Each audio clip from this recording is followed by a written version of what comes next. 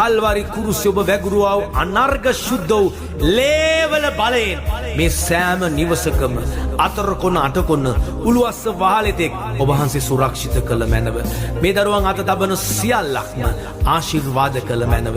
මොවුන්ගේ ජීවිතයට විරුද්ධව සාධන කිසිම අවියක් සඵලවත් නොවේවා.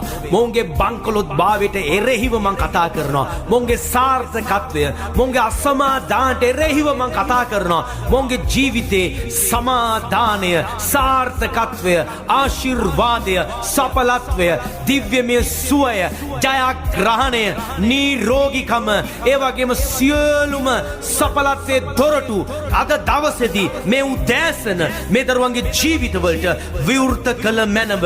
මාර්ගයන් නැති තැනදී පවා ඔබ වහන්සේ මාර්ගයන් විවෘත කරන බව අපි දනිමු.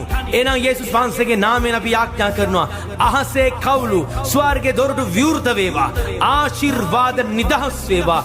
ආස්කමේ සියලු ක්‍රියාවන් අද දරුවන්ගේ ජීවිතවල නිදහස් වේවා. ඔවුන් සන්තක සෑම දේ උන්ගේ දරුවන්, උන්ගේ පවුල් ජීවිත අපි ඔබ වහන්සේට බාර කරනවා.